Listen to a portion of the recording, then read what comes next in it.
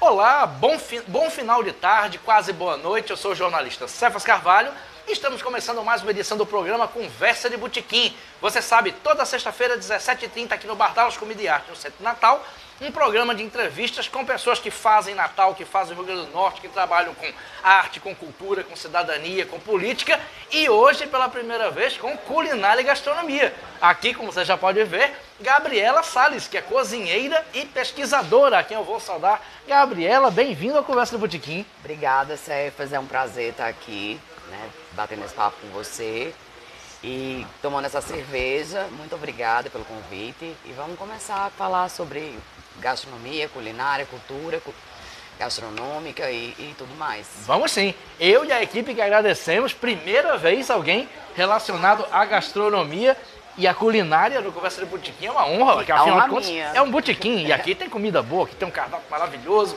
Agradecer aqui a equipe, lembrando que o programa tem produção de Raquel Lucena, assistente de produção Ananda Carvalho e na filmagem José Aglio. E nós contamos com o apoio logístico de Lula Belmont e Ricardo Nelson. Lembrando que nós temos apoio da Anoreg, Adurne Sindicato, Sinmed, Sindipetro, Quintas Literárias do Amanimbu, Francisca Seguros e Brahmani Pesquisa e Comunicação. Lembrando também que estamos ao vivo pelo Facebook. Quem quiser mandar perguntas para a Gabriela, pode mandar que ela vai respondendo aqui e o papo vai ser bom. Pode mandar também pitaco, sugestão, palpite, crítica, etc.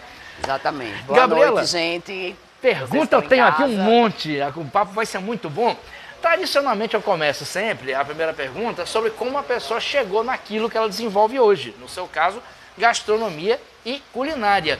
Eu pergunto, como é que era a jovem Gabriela? Era criança que ficava olhando mãe e tia cozinhar, sempre foi metida com isso? Como é que era a pequena cozinheira Gabriela? Vivia na cozinha, mas minha mãe não deixava, ela tinha ciúme das panelas. Minha mãe é uma grande cozinheira. Sim. Cozinha muito bem, faz aquela culinária caipira lá do interior do Rio de Janeiro, de Nova Friburgo. Sua mãe de Nova Friburgo? Sim. Nossa. E aí eu pedia pra cozinhar, ela nunca deixava. Quando ela ia dormir, meu pai ficava bebendo. Aí ele deixava, né? Uma vez eu alaguei a cozinha inteira. Porque quando eu fui lavar a louça... Agora eu entendo por que ela não deixava. Não, e meu pai provava as coisas que eu preparava, né? Com muita pimenta, porque a gente não tem a mão do tempero quando a gente tá aprendendo, né? Então, foi isso, foi assim. Mas, na verdade, no mercado eu chego... Quando eu tinha 19 anos, eu fui ser garçonete, por necessidade. Porque queria lá ou aqui? Aqui já. Eu moro aqui desde criança, né? A sua família no Rio. É de lá e veio pra cá? Minha mãe é do Rio e meu pai é de Penedo, Alagoas. Sim. E filho de uma marisqueira, de um agricultor, então trago tudo isso. Nossa, na eu ia bagagem. perguntar isso, que bacana. Então você cresceu com comida, a verdade é essa? Sempre, né? Na minha família, assim, a forma da gente dizer que se gosta é através do alimento, né? A mesa os nossos encontros sempre são, vou matar uma galinha, vamos fazer uma galinha caipira. Ou meu pai, pesquei alguma coisa, meu pai também gosta de pescar. Então fui criada nesse universo, né? E com muita aproximação da natureza. Meu pai é um caboclo que conhece muita mata, conhece as frutas nativas. Então acho que foi natural que eu chegasse onde eu estou agora, assim, nessa questão da pesquisa, porque eu sempre estive inserida nesse universo, na prática mesmo, na minha vida familiar e tudo mais. É natural pra mim. As pessoas ficam, um araçá. Não, o araçá faz parte da minha dieta alimentar, sempre fez. Assim como os peixes, eu comecei desde cedo a conhecer. E eu acho que isso naturalmente foi me levando pra cozinha. Como também trabalhar como garçonete, que eu considero ter sido muito importante, porque a partir dali eu entendi como funciona um restaurante. Por dentro, né? O garçom, ele saca a cozinha, ele saca o cliente, o movimento, tudo, né? Então, acho que foi muito legal ter passado por vários lugares, né? Começado de baixo e depois fui estudar, né? E depois já mais velha, aos 27 anos. Perfeito. Mas antes já trabalhei, fiz várias coisas na cozinha. A gente vai conversar sobre isso. Mas deixa eu explorar um pouquinho a questão da infância, que é bem interessante. Como você tinha essa criação culinária, digamos assim, sui generis, né? Diferenciada. Sim. Mas tinha alguma coisa que você não comia? Porque criança sempre tem algum ponto de frescura. Qual era a sua frescura? Para usar um termo carioca, Hoje né? eu como. Frescura, pronto. Mas por muito tempo eu não comia jaca. Por quê? Diz minha mãe, né? Essa história, minha mãe detesta jaca. E a partir disso aí, eu acredito que o gosto ele seja formado na gestação, assim, eu não sei por que eu pensei nisso. E existe até algumas teorias. Minha mãe, quando estava grávida de mim, parou na estrada de Angra dos Reis e comeu uma jaca inteira. Nossa. Ela sentiu o desejo, fez meu pai parar e ela comeu uma jaca inteira. E até hoje ela não suporta jaca. Meu pai adora, mas era sempre briga, porque ele levava jaca perfuma tudo, né? Exatamente. E aí, quando ele botava a jaca na geladeira, ela ficava irada, tinha sempre confusão. Até um dia que ele parou de levar, ele só comia jaca na rua. Meu Deus. E eu também. Se eu sentisse o cheiro, já me dava ânsia de vômito. Só que com o tempo, eu me permiti, o chefe Tadeu Lubamo me apresentou um doce de jaca com cardamomo. Nossa. E aí, isso foi me educando e eu passei a adorar jaca. Hoje eu adoro os doces de jaca, eu não conseguia sentir o cheiro, então eu rompi com esse problema. Essa tradição a mesma coisa materna. O bode, né? Que minha mãe também não suporta. E eu Bode. também não suportava. Hoje eu adoro, porque depois eu comecei a beber e bode é tirar gosto de boteco. Porque e a aí gente me vai- permitindo. A gente vai mudando o paladar. Eu lembro, É. Gabriela, que eu quando criança não podia ver estrogonofe. Hoje eu corro atrás. Você não gostava disso? Quando criança. que não gosta de estrogonofe. Eu era uma criança terrível para comer. Minha mãe morreu em 2018. Mas antes de morrer, minha mãe surpreendia. Porque depois eu comecei a comer bife tártaro, sushi, qualquer coisa crua eu comia. Mas eu era uma criança insuportável. Eu não sei como minha mãe e meu pai me levavam para os lugares. Mas aí vem a seguinte pergunta.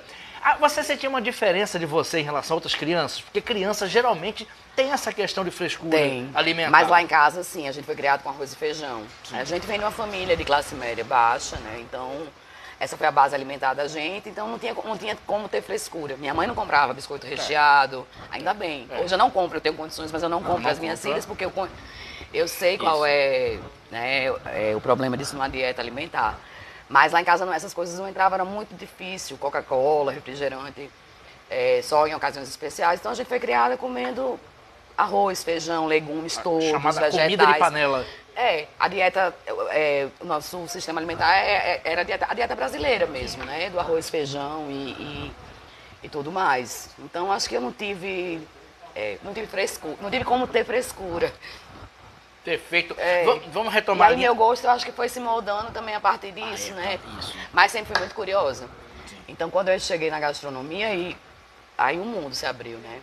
Porque se abre o mundo mesmo. Porque todo lugar do mundo tem uma culinária. Isso. E a partir dessa culinária a gente conhece esses lugares, né?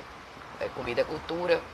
Então, eu, super curiosa, fui estudar, né, os ingredientes, as origens.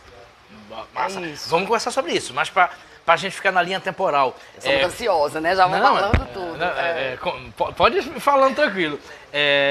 Com 19 anos você falou que foi garçonete. Fui. Aqui em Natal. No Café com Arte, da chefe Sônia Benevides. Eu lembro. E era um lugar muito legal, né? Porque tinha jazz, então eu conheci música. E também esse é um capítulo da minha vida. Porque eu sou inspetora da banda sinfônica aqui da prefeitura. Eu também tenho esse ofício. Pronto. E lá eu conheci vários artistas, Toninho Horta, comecei a gostar de música, o Giba, os músicos daqui, o próprio Nemias, com quem eu fui casada. Conheci muita gente legal. E Yamandu me deu trabalho lá uma vez, tomou todas, mas foi ótimo. Quer contar essa história? Ai, eu não vou ser ética. Deixa pra outro momento. Eu lembro que uma vinda dele aqui, o Bardalos ainda era do outro lado da rua, me chamaram pra ir pro Bardalos, eu acabei não indo, perdi a Mandu tocando lá e tomando todas também. Toma todas, ele fecha o bar. No Bardalos foi literalmente assim.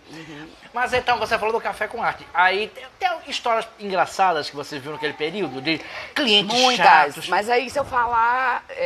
Você diz o milagre, mas não diz o santo. Tá bom, tá.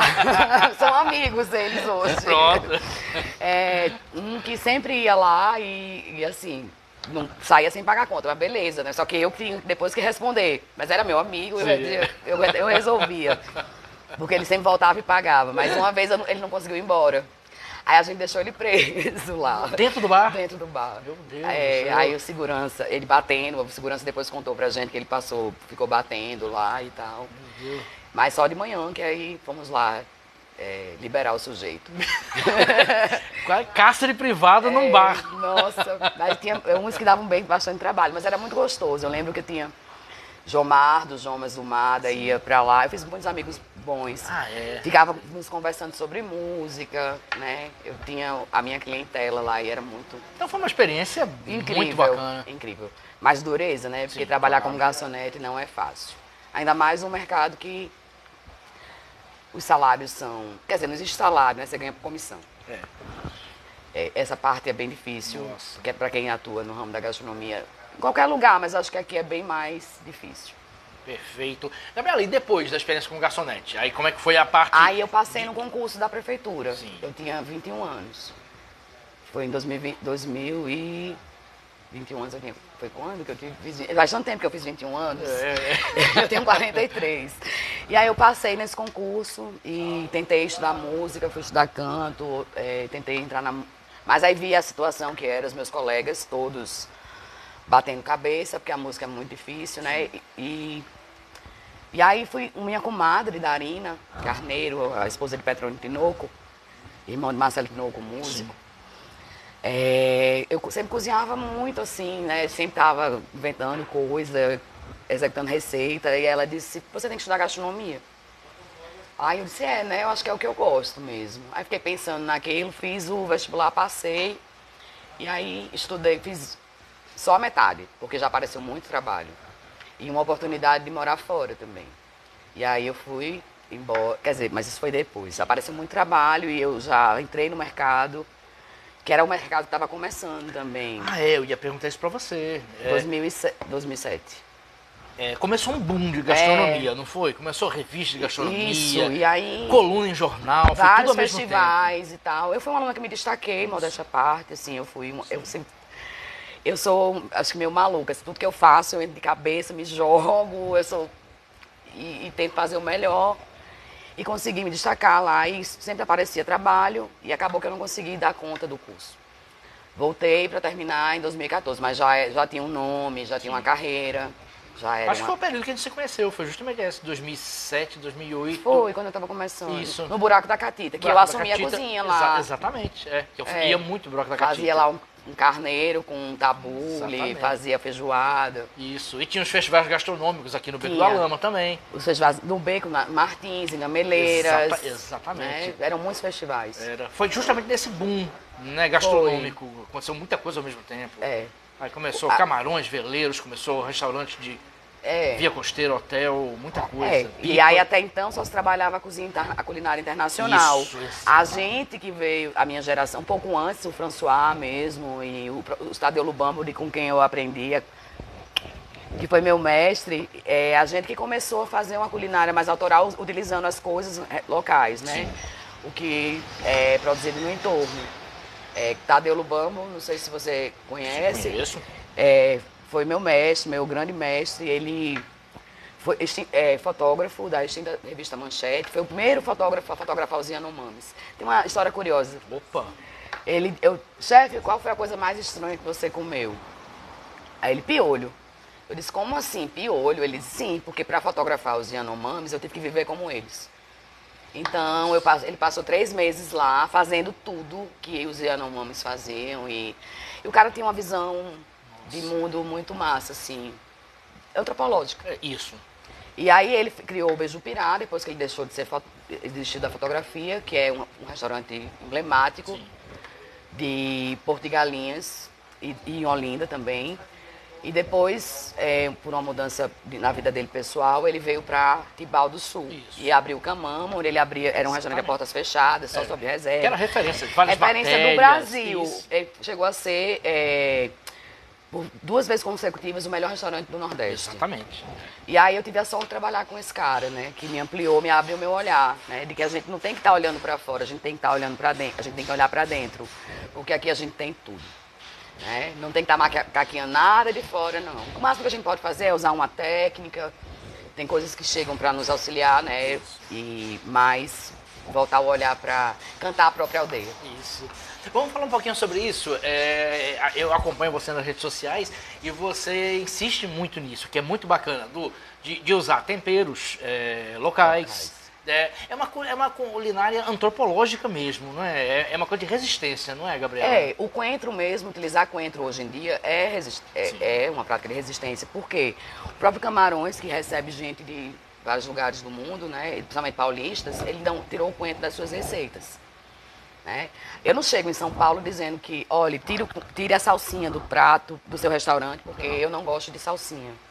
Então, eu acho assim, a gente tem que ser a cultura do lugar. Essas mesmas pessoas que dizem que não gostam de coentro, elas vão a restaurantes tailandeses que utilizam coentro. Exatamente. Alguns restaurantes portugueses, dependendo da cozinha, da região de Portugal, usa coentro. Sul da Espanha usa coentro. Essas pessoas, quando viajam, elas nem percebem que tem coentro na comida. E tem bastante, né? Então, acho que é um preconceito também, além do gosto. Perfeito. O coentro representa isso. Perfeito. Vamos voltar para a linha temporal. Aí, você, em 2014, se formou, Não, foi isso? Foi, Não. me formei. E aí, não parei mais de estudar, né? Isso. Você foi para outros países. Peru, Argentina. Foi. O Peru eu participei do Mistura, um festival maior da América Latina. Que é de uma universidade incrível, assim, é muito grande esse festival e é muito lindo. A expressão são os agricultores, as pessoas que produzem o alimento. O Peru está à frente da gente porque passou a valorizar a ponta, né?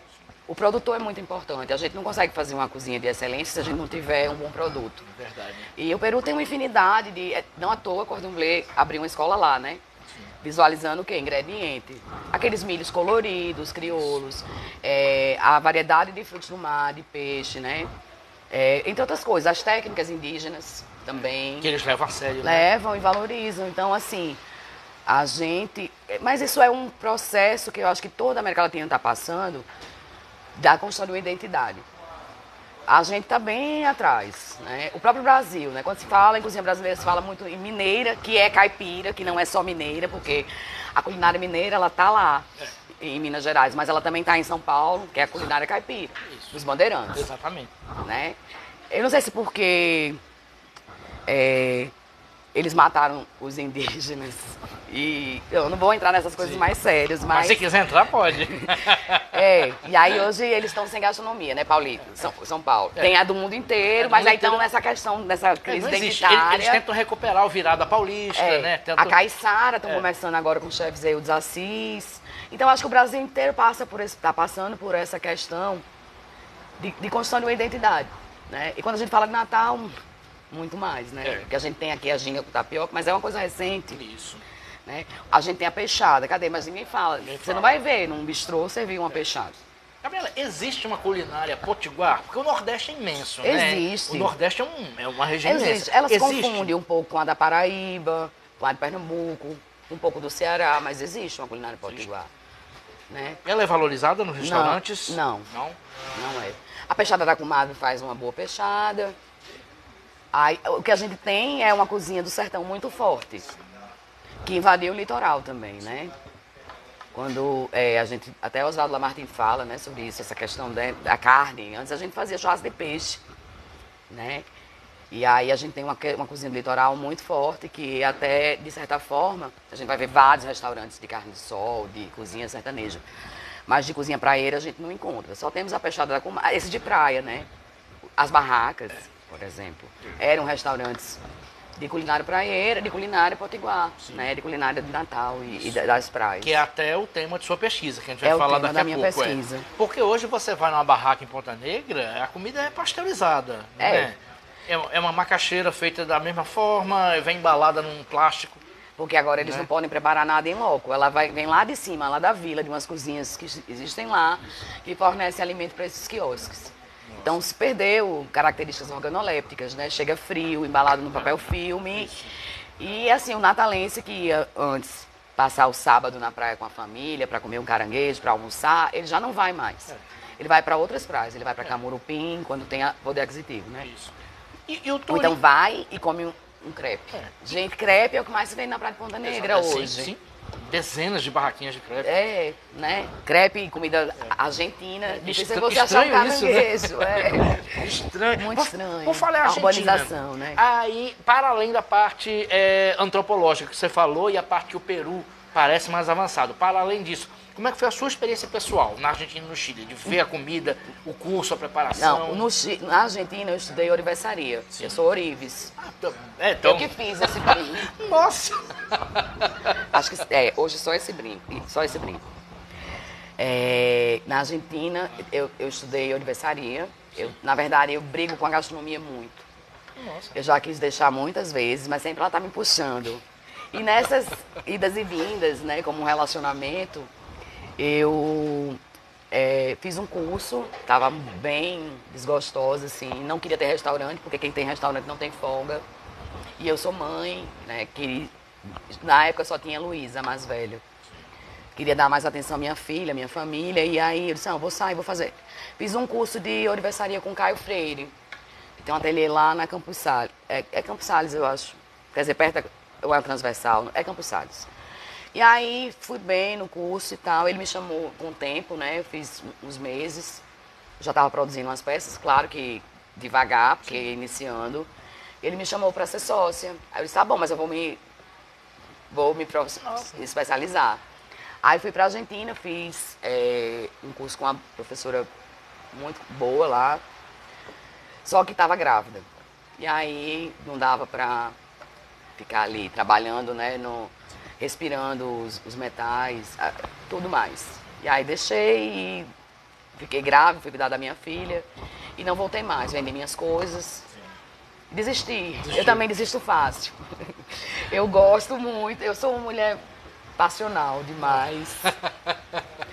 Quer dizer, mas depende também, a gastronomia eu não desisto, né? Apesar de brigar com ela, eu sempre volto. Já está aí algumas décadas. Não, e agora, por mais que eu esteja estudando antropologia, eu continuo na alimentação, né? Fiz uma pós em nutrição e estou na antropologia agora e estou trabalhando com a antropologia da alimentação e da memória. Pronto, já a gente vai falar dessa pesquisa, que é bem interessante. Amela, fala sua experiência. Uma coisa engraçada, a gente estava conversando, né, para acertar a entrevista, para marcar a entrevista, aí você falou uma coisa que eu adorei, que eu ri muito.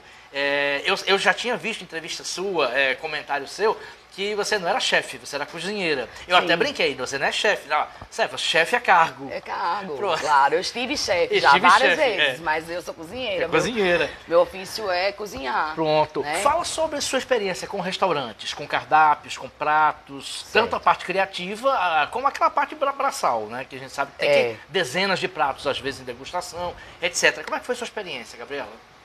Foi rica. Eu trabalhei em diversos modelos de restaurante e de lugares que forneciam alimentação.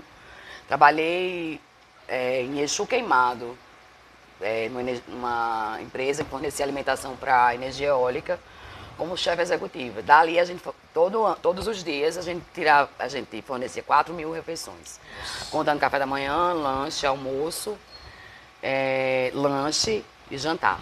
Mas aí eram 2 cardápios diferentes. Um para a galera que está pegando pesado, para os peões, e outro para os engenheiros. Sim. E de vez em quando eles recebiam esses donos de multinacional. Aí tinha que ser um terceiro cardápio. Aí era menu degustação. Então eu estava lá como chefe executiva, mas fiquei um tempo. Mas o que me realizou mesmo, eu adoro também o moído lá da cozinha. A cozinha me deixa instigada. Eu saio da cozinha e não durmo. É impressionante. Depois a cozinha fica vivendo assim dentro de mim. E eu sinto falta disso às vezes. Às vezes me dá vontade, sabe, de ir pro calor e depois sair de lá instigada. Mas o que eu gosto de ensinar.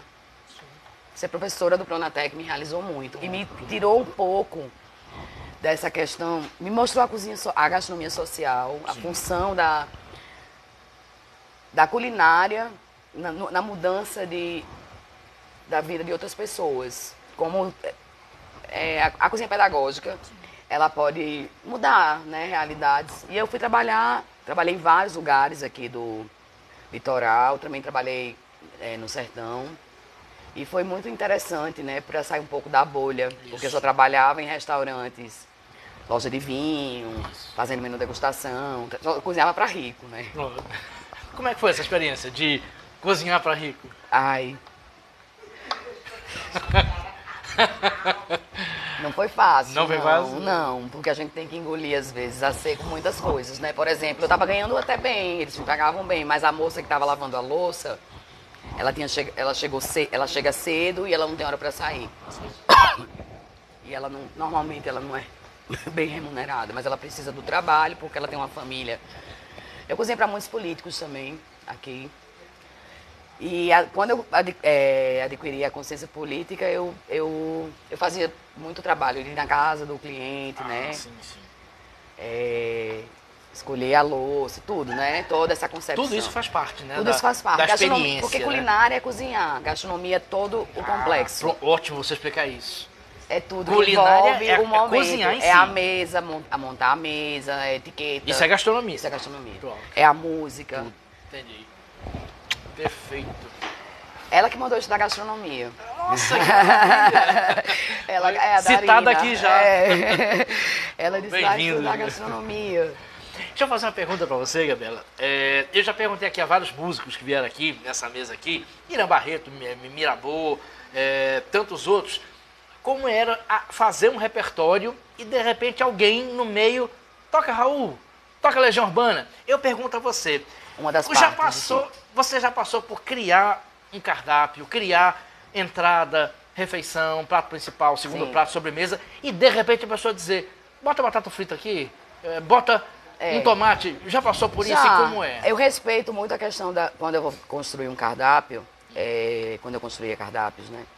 Eu sempre converso, assim, com o cliente para saber o que ele quer, né? E se existe restrição, e se existe alguma coisa... no menu degustação, sempre foi muito, minha opinião sempre foi muito aceita. Mas o que me incomodava muito no próprio restaurante, quando eu chegava para fazer uma consultoria, e aí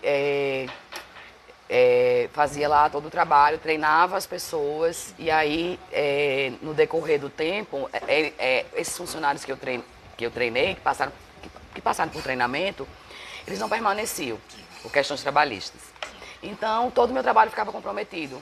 E eles normalmente não me chamavam de volta, assim. Então, era minha assinatura, só que quando eu ia comer lá no restaurante, era tudo diferente. Porque você faz a ficha técnica, você treina, você diz como você quer montar, faz foto, é todo um trabalho, né? Toda uma concepção. Então, quando não se respeita isso, a gente fica um pouco frustrado. Eu fiquei muito frustrada em alguns momentos. Outra coisa dentro dessa questão é que às vezes eu chegava, né? Quanto mais chique, às vezes pior. Chegava para fazer uma consultoria, aí conversava, fazia tudo, acertávamos tudo. Aí no meio do meu trabalho do dia, olha, vai ter um evento aqui hoje, viu? Você prepara isso. Aí a consultoria ficava comprometida e eu tinha que trabalhar no evento. Essas coisas, assim. Mas você sabe como eu sou, né? Também eu não levo desaforo.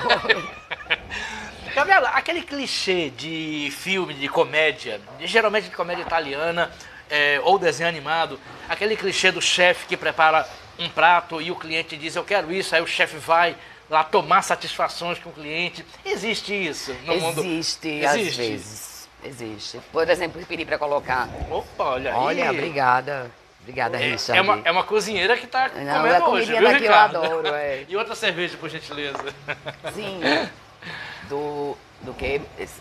Eu me perdi. Eu fiz aquela pergunta dos filmes que o chefe diz, como assim não? Não. Eu ficava muito chateada quando pediam filé. A minha comida é desse jeito.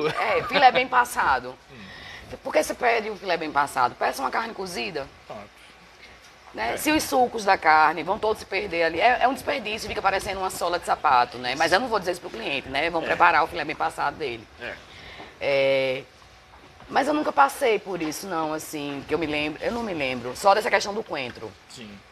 Que pra mim era um absurdo, você pedir pra tirar um coentro do meu prato. Eu notei que você tem uma coisa com coentro. É resistência.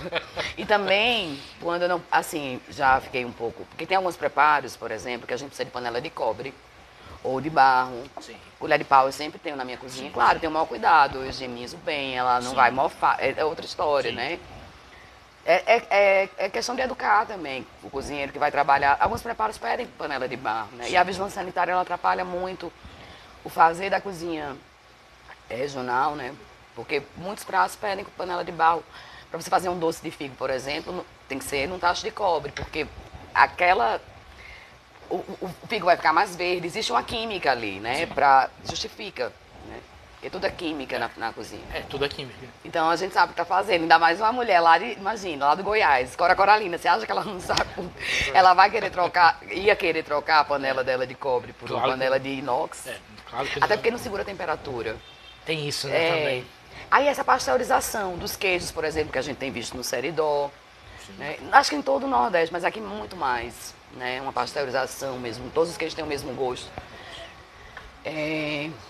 Pronto, acho que dessa pergunta aí de querendo não tirar nada do prato, não lembro. Não? Não. Eu acho que passou, o que é ruim a gente vai deixando. Eu acho que eu já li assim livros a gente cômicos. Não gosta, isso, Por exemplo, o chefe prepara um pato, tira a laranja. Uma codorna, isso, pronto, algo assim. Ou bota uma batata frita aqui, sim, porque... Já deve ter acontecido, sim. Mas ainda mais com criança, né? Com paladar infantil. Isso. É. A Nanda, minha filha, é exceção, porque a Nanda comia comida de adulto. Pena que ela não está aqui para dar o depoimento. Deixa eu fazer uma pergunta, Gabriela, uma pergunta dupla. De uns anos para cá, a gastronomia, a culinária ganharam um certo status. E a gente começou a ter chefes ou cozinheiros estrelas. O próprio Eric Jacquin, a Paola Cassarella, muito por causa do MasterChef. E aí eu pergunto, você tem uma experiência no MasterChef. Então, uma pergunta dupla. Como é que você vê esses chefes estrelas de hoje, se eles realmente cozinham, se eles realmente devem ser levados a sério, ou se são mais midiáticos, e como foi sua experiência no MasterChef? Certo. Eles são muito grandes, excelentes cozinheiros. Jacquin é um bruxo, ele cozinha demais, é um cara que domina muitas técnicas. E essa turma, né, esses franceses todos que vieram para cá na década de 80, eles são responsáveis também por porque eles trouxeram as técnicas francesas, por essa criação da gastronomia no Brasil. Né? Porque até então era só cozinha internacional. Ainda mas... Então eles começaram a usar os ingredientes locais, porque eles entendem que isso é importante para se fazer uma cozinha fresca, né, justa, porque isso tudo agrega valor também ao prato. Eu acho, eu adoro chefe que se posiciona. Paola eu acho maravilhosa. Cozinho muito, sim. Alguns já são empresários, né? Tipo, Alex Atala, Fogaça. Alex Atala tem uma postura muito duvidosa, né? Um cara que se apropria de conhecimento indígena. Eu já li sobre isso. E entre outras coisas, né? Então, assim... Mas tem um cara importante também, porque essa questão, né, da gastronomia, ela surge também... Da gastronomia brasileira, né? Sim. Ela surge também com o crescimento, né? Com o olhar dele também a partir disso. Que tem o sociólogo Carlos Alberto, teve o sociólogo Carlos Alberto Doria por trás. Sim. Pensando tudo isso. Que é quem quer sistematizar, está trabalhando para sistematizar a cozinha brasileira. Muito bem. Eu participei de um grupo com ele, inclusive. A gente criou um grupo chamado Popoca para a gente pesquisar isso com antropólogos, com sociólogos, para a gente tentar fazer essa sistematização. Mas era uma bagunça o grupo, a gente desistiu. Hoje a gente se fala separadamente. Minha participação no MasterChef. MasterChef, isso. Não é a coisa mais importante da minha carreira para mim, mas muita gente passou a me conhecer a partir disso. Sim. Principalmente os jovens. Eu fui convidada para integrar, foi uma prova onde cada estado teria que ter um representante e eu fui a convidada para ser a representante do Rio Grande do Norte. Sim. Na mesa do Nordeste eu era a única mulher. Você vê como é machista. Machista, obrigado. Né? A gente pode carregar a criança de 10 quilos no colo, mas a gente não tem condição. Eles acham que a gente não consegue segurar uma panela, né? Porque a gente não tem força. Tem todo esse mito. Tudo Sem contar outros problemas também, de assédio, entre outras coisas. Não é fácil ser mulher e ser cozinheira profissional. A cozinha profissional ela sempre ficou para os homens, a mulher sempre ficou na cozinha doméstica lá. Ali para alimentar os filhos, né? Mas foi muito interessante, eu conheci vários chefes legais, que hoje são meus amigos. Me aproximei do chefe César Santos, que eu admirava já, que é lá da Oficina do Sabor, lá de Olinda. Do chefe Beto Pimentel, lá da Bahia. Foi uma super experiência. E depois o programa me convidou para ser consultora. Eu indiquei algumas pessoas daqui também. Indiquei Irina, que hoje está lá, esteve lá, né? E hoje está lá em São Paulo. Foi minha indicação e participei dando sugestões de algumas coisas, né, do programa. Foi uma experiência válida, não foi? Foi sim. Porque a mídia faz parte, né, também. Mas hoje eu estou bem... Quero, eu acho que algo mais, porque isso também, Acontece que vicia um pouco essa questão de estar sempre tendo que aparecer, que está sempre tendo que provar alguma coisa. E a gastronomia é isso, porque é tudo muito volátil. Então, eu hoje... Por isso que eu acho que eu fui estudar antropologia e para ampliar o olhar e também porque eu acho que eu sou mais dos bastidores. Entendo. E já tem comentários e perguntas aqui. Bento Silva. Boa tarde. Gabriela, fale sobre a gastronomia do Beco da Lama. Bom, tem outras aqui, mas vamos para essa. Gastronomia do Beco da Lama. Estamos aqui no anexo do Beco da Lama, né? A Bar da Alves fica na Gonçalves Ledo, pertinho aqui do Beco da Lama. Então, culinária de resistência. Né? A gente perdeu as barracas, mas a gente tem o Beco da Lama. Aqui você vai encontrar diversos pratos que nos representam, como carneiro com macaxeira lá em Nazaré. Sim. Né? Aqui tem a omelete de Lula Belmont. É cozinha de boteco, legal, bem feita. Acho que Natal, assim, você vai ter esse percurso, Beco da Lama e adjacências. A gente vai ter diversas... A meladinha. A meladinha é um ícone. E a ponira com aquela rabada lá no... Ai, primeiro lugar do festival do... Eu esqueci o nome do... Nós somos jurados. Vocês podem falar? Não sei se podia. Agora jurados de morte agora. Agora já falou. Agora nós somos jurados de morte. Aquela rabada maravilhosa. Rabada com agrião e a ponira lá no... Eu esqueci o nome. No Camelódromo. Gente... É um lugar simplesinho, mas ela é muito organizada, tudo limpo. Sem contar que ela é uma figura. Né? Como diz Raquel, você come bem e ainda compra perfume. Porque ela vende perfume e é uma figura. Isso faz parte da experiência, Exato. Né, eu acho assim, o cozinheiro, ele é um personagem importante. Essa questão das barraqueiras que eu estou trabalhando. Essas mulheres, elas estão na invisibilidade depois que elas perderam seus espaços de trabalho. Sim. Mas vai entrar depois, né? Tem mais pergunta? Hã? Quer falar mais do beco? Sim, se você quiser falar, pode falar. Então, eu acho que é isso. Aí tem para diversos gostos. É muito democrático o Beco da Lama. Sim. Você vai encontrar aqui... Tem a paçoca de Chico, que é muito boa. A paçoca de Chico, que é deliciosa.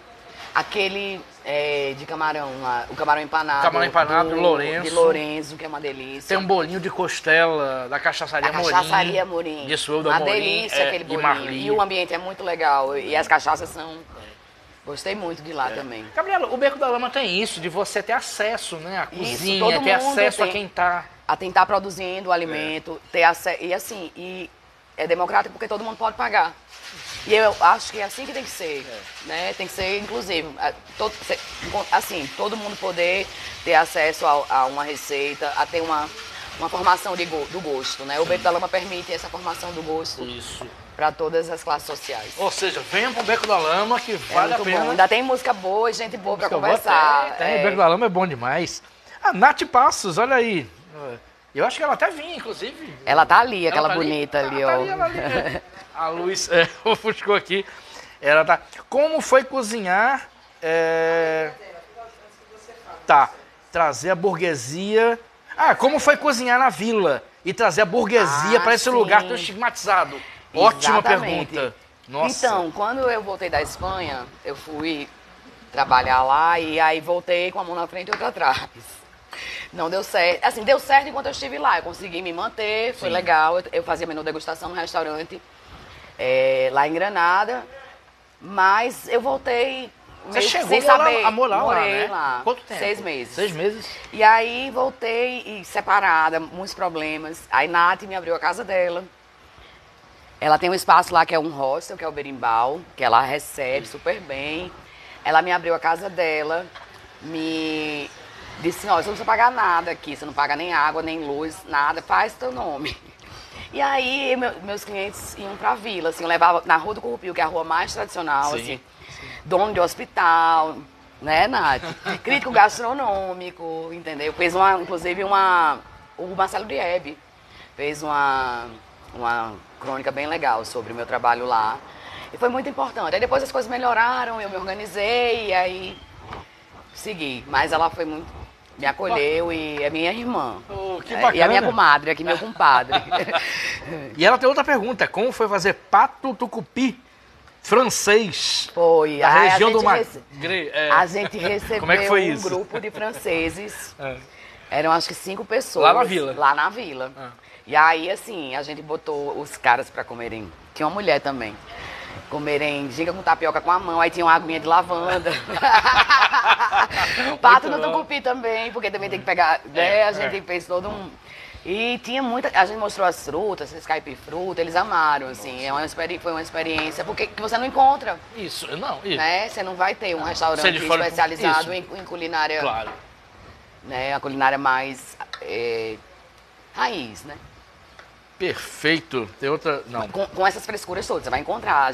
Se bem que a minha ginga com tapioca, eu tiro a espinha da ginga, né? Tem essa frescura. Né, Nath? E é toda bonita, é diferente. Mas não que... a outra é muito melhor até. Mas a minha tem uma... É diferente. Gabriela, vamos falar sobre isso, sobre o turista, aproveitando esse gancho da pergunta. Particularmente quando eu viajo, eu esqueço da comida de onde eu moro, seja aqui, seja São Paulo, onde morei, para comer comida do lugar. Tanto que eu tenho uma brincadeira familiar, que se eu for para a China, eu como escorpião, eu como cavalo marinho, já que eu vou comer. Mas, no entanto, tem pessoas que vão elas não querem mudar os hábitos culinários. Eu pergunto para você, existe um perfil de turista? Assim, existe? Qual é esse perfil gastronômico? Ele está disposto a comer comida local e não existe? Ou ele é acomodado com o que ele come na cidade dele? Qual é o perfil, então, Gabriela? A gente vende mais filé parmegiana, né? Acho que isso já fiz um balanço, mas se vende. Né? Depende, a gente tem um turismo de massa, né? CVC é aquele negócio lá. E aí depende do turista, né?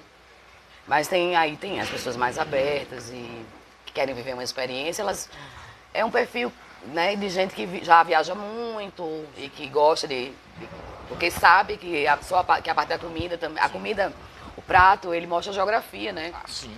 Você vai saber ali, a partir das receitas e do que é utilizado, dos ingredientes, como a cultura se mostra, né? A culinária é uma linguagem. Sim. A gente trabalha a culinária como linguagem, né? Então, eu acho que tem o turismo de massa, né? Que a grande maioria, é o que Natal vende mais. E que é o turista que vai buscar esses restaurantes mesmo ali da orla de Ponta Negra. Inclusive para dar lugar a eles, tirar nas barracas, é uma questão de higienizar, né? E é para pegar esse tipo de público. Eu lhe pergunto, Gabriela, é possível educar esse turista?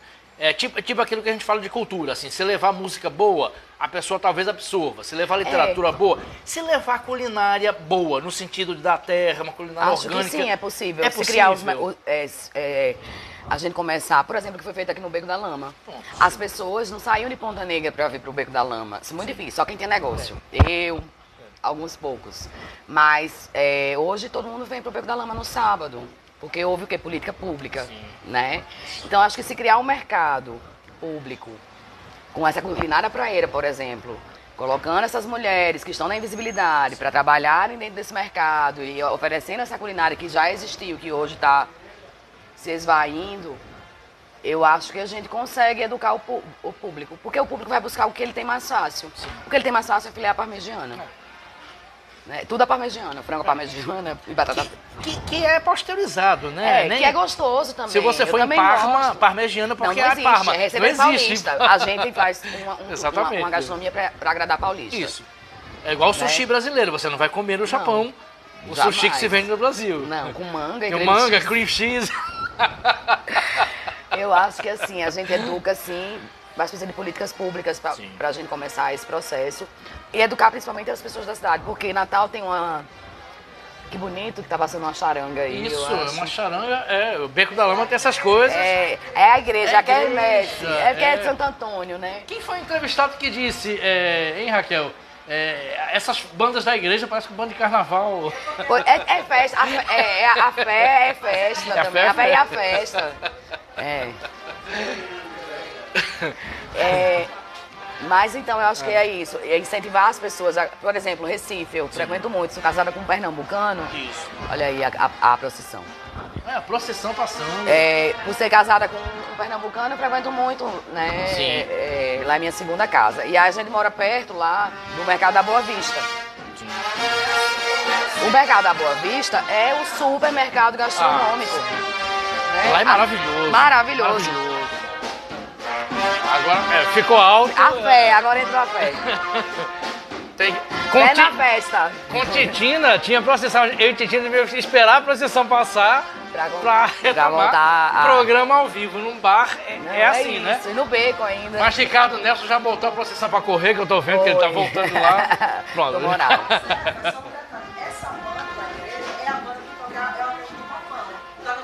Pronto. Então tá explicado. Raquel Lucena dizendo que a banda que toca na igreja é a mesma. Também. Mais brasileiro. É sagrado e profano. Mais brasileiro que isso não existe. É Pé na Festa, o disco de Gilberto Gil, né? Pé na Festa. Mais brasileiro que isso, impossível, né, Gabriela? Não, sagrado e profano, sempre. Isso. Você estava falando de...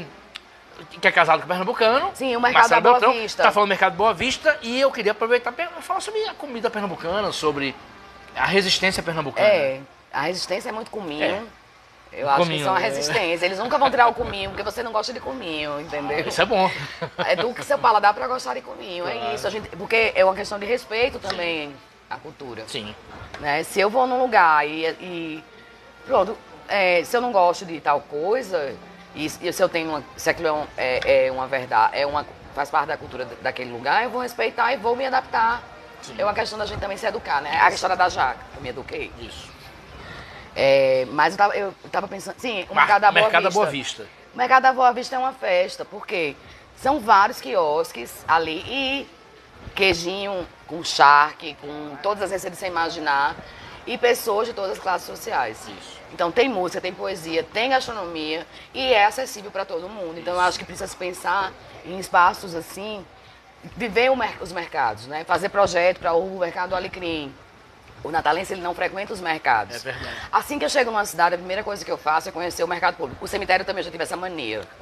Hoje, se der tempo, eu vou, mas eu adoro a história. Eu sou louco por arte acumular. Eu também adoro, meu gótica, assim. Mas os mercados são incríveis, né? Você vai no mercado... a primeira coisa, meu primeiro programa é almoçar no mercado. Se tiver mais que um, eu vou a todos. Porque a partir dessa vivência, eu vou entender... eu acho que mesmo se eu não trabalhasse com alimentação, eu teria como viajante. Sim. Né? Como viajante, eu acho que é fantástico, fundamental se conhecer. E se valorizar as feiras livres, né? As pessoas não frequentam. Todo mundo pensa que o frango, ele vem... nasce no pacote, né? Assim, não sabe que tem a galinha, a gente tem que ensinar essas coisas para as crianças, aproximar as crianças da natureza. Concordo. Porque a gente foi se afastando. Então, assim, ninguém mais leva o filho para ir para a feira livre. Eu fui criada indo para a feira livre. Inclusive, alguns animais estão até vivos lá. Isso, eu compro as minhas galinhas, eu crio galinha, eu compro lá. Pronto. Né? Exatamente. Compro lá, escolho minhas galinhas, aí observando eu elas lembro depois. a primeira vez que a Nanda viu uma corda de caranguejo. Pois é, não é na Feira do Alecrim. E é uma experiência muito legal. Ela ficou impactada. Então eu acho que a gente educa os filhos, a educação alimentar, ela começa a partir dessas vivências, porque é a memória, né? Você tá construindo memória, e a alimentação é emoção. Sim. Não é só, claro, a gente quer estar vivo, a gente se alimenta. Sim. Mas é mais que isso, né? Então você constrói memórias a partir gustativas. E aí essas memórias gustativas, elas vão te levar a esses momentos. Então acho que é muito legal você construir com os filhos, levar no mercado, levar na feira.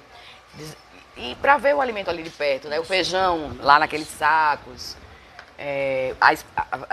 Vários tipos de feijão, né? Que acaba que a gente só conhece o feijão mulatinho e o preto. Ou lá verde. Você tem vários tipos de fava. Isso. Então é isso. Eu acho que a gente precisa educar as novas gerações para... Esses conhecimentos são para a vida inteira. E você tem um diálogo, né, direto. Você pergunta pro feirante. Tem os cheiros. De hoje, é de ontem. Mas veio de onde? Veio de tal cidade. Tá. Então é bom. Foi abatido quando? Né? Claro. E outra coisa, a agricultura familiar está toda na feira. Você vai comer melhor, mais barato. Sem agrotóxico, ou com menos pesticidas, né? Alguns usam algumas, mas é bem diferente. Não tem comparação com... Né? Vai comer melhor e vai educar seus filhos também a partir dessa vivência aí. Né? Exatamente. Cozinhar em casa também, né? Também. Que é super importante para essa questão da educação alimentar. Eu fico muito preocupada com essas novas gerações, sabe? Onde as famílias não se reúnem mais. As cozinhas hoje dos apartamentos são minúsculas. Antigamente as cozinhas a maior parte da casa era a cozinha, né? As cozinhas hoje são minúsculas, ninguém se reúne mais em torno, né? É preocupante.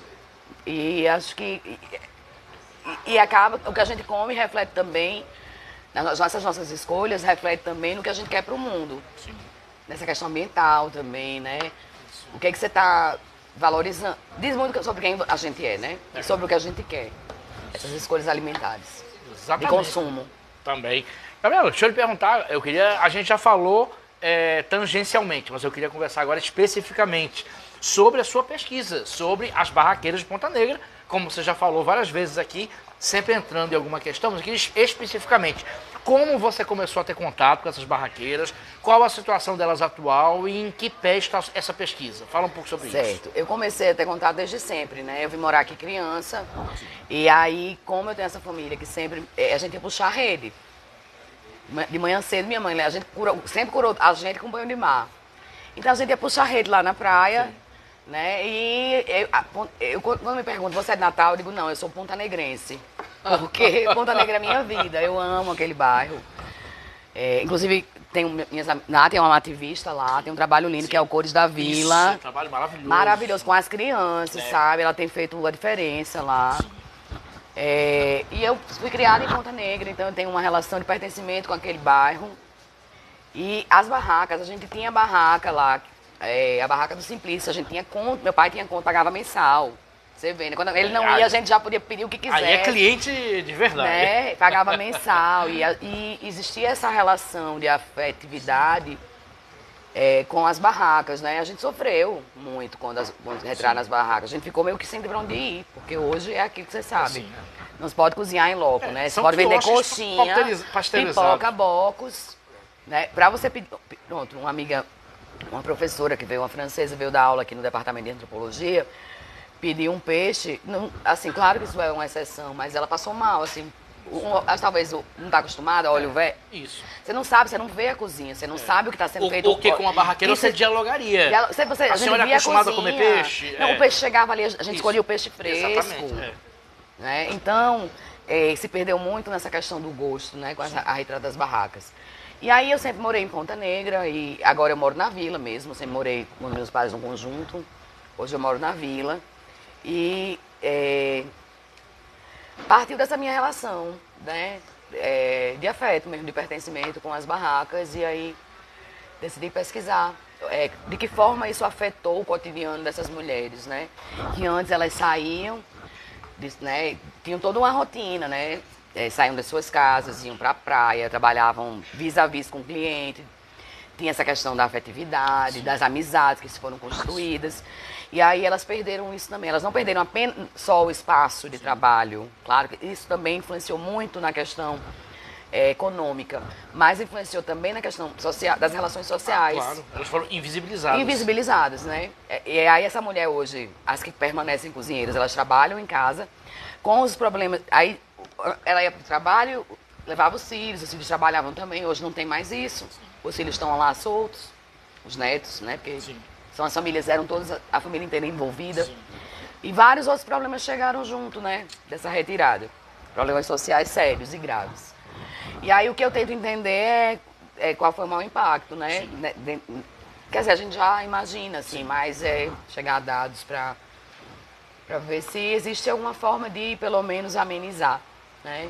Maravilha. Isso tem potencial para virar livro, virar documentário. Já está virando documentário. Olha que maravilha. A gente está gravando, eu estou gravando juntamente com Paulo Borracho, que é Paulo Lima, sim, o documentário, né, sobre a memória, né, e o trabalho das mulheres, das cozinheiras da Praia de Ponta Negra, as barraqueiras. Sim. E a ideia a gente vai fazer agora, inicialmente, a primeira versão, um documentário mais antropológico, mais acadêmico. E depois a gente pensa em transformar num filme maior, num documentário maior, né? Vai ser agora um mais enxutinho. Muito bom. E livro também, porque essa culinária praieira, ela precisa ser... Raquel. Isso é futuramente, deixa eu terminar o mestrado. Vou qualificar, termino em... Esse é o projeto de mestrado. Meu projeto de mestrado. Tem tudo para virar livro, então. Tem. Pô. Tem bastante coisa escrita. E vai vir Aldir Blanc e Paula Gustavo. Mas agora eu não vou fazer, não. Agora eu vou qualificar. O documentário está bem encaminhado. Oh, coisa boa. Porque depois eu tenho que fazer... Porque eu pensei em fazer o documentário? Pesquisa científica, só lê pesquisador, né? As pessoas não se interessam em ler dissertação. Aí eu disse, esse assunto é um assunto que é importante para a cidade. eu tô trabalhando com a memória, então a gente tá trabalhando com as mulheres. Essas mulheres, elas são mangabeiras, elas são rendeiras, elas são as avós. Hoje elas são as avós, né? A Dona Cutinha que eu entrevistei, que era da barraca Ibiapé, nome indígena. Ó. A vila é um quilombo, minha gente. É indígena, é quilombola. É demais. Ela tem 91 anos. Então, imagina, mais de uma hora de entrevista, assim, dessa senhora, cantando. É irmã Dona Helena, da mestra Helena. Então, são mulheres muito especiais, né? São as avós, as bisavós, avós e bisavós da vila. Então, tem muito pano pra manga aí. Que maravilha. É. Opa, que venha documentário. Não, o documentário já tá bem engatilhado, assim, bem... Opa, Flávia Arruda, professora, pedagoga e escritora. Maravilha, valeu, Flávia. Anchela Monte, escritora, Adoro. professora. Boa minha noite. Amiga, foi minha vizinha. Oh, que maravilha. Boa noite. Oi, Gabi. Ainda sinto o gosto do bife com molho de erva. Você é 10. Ah, que fofo. Adoro ela. Anchela, grande poetisa. Isso. Beijo, Anchela. Maravilhosa, tem livros maravilhosos. Adoro ela. A Anchela é responsável. Eu adoro poesia. Eu acho, assim, que a poesia, ela ajudou a compor o que eu sou. Assim, a Anchela foi responsável também. Uma das pessoas que eu conheço a Anchela há muito tempo, que introduziu a poesia na minha vida. Ela já fez poesia pra minha mãe. É uma querida. Valeu, Anchela. Beijo. E a mesma Anchela diz, culinária é uma arte. Parabéns. Obrigada. Pronto, por falar culinária é uma arte, uma pergunta que eu ia lhe fazer sobre a arte. Você não come, né? Hã? Vou comer. Quando você respondeu, eu vou comer. Eu aproveito o gancho e como. Gabriela, existem filmes, assim, eu sou cinéfilo. Então, os fóruns de cinema que eu... Tem sempre os 10 melhores filmes de guerra, os 20 melhores filmes sobre relacionamento, sobre casal brigando. E sempre tem sobre filmes de comida, de gastronomia. Como Água para Chocolate. Festa de Babette. Pronto, Festa de Babette. Tem alguns filmes paulistanos muito bons. Estômago. Estômago, que é maravilhoso. Adoro. Eu pergunto, você assiste esses filmes de gastronomia? Você gosta? Você aprova muito, o conteúdo? Quando eu era professora, gosto. Sua opinião eu sobre gosto isso muito. tudo? Quando eu era professora, eu sempre levava para debater em sala de aula, né? Sim, eu dei aula no Senac, no curso de cozinheiro. Professora do Pronatec, que foi um divisor de águas, né? Porque até então eu não via, assim, a culinária como ferramenta para trabalhar as questões sociais, né? E é isso, eu adoro. Acho muito legal comentar esses filmes. Acho que ajuda também, é ferramenta pedagógica. Tem algum filme de culinária preferido, você? A Festa de Babette. Festa de Babette? Eu acho incrível, muito bom, né? É muito lindo. É muito bom. Acho que Tem um filme taiwanês do Ang Lee, antes dele trabalhar nos Estados Unidos, que é Comer,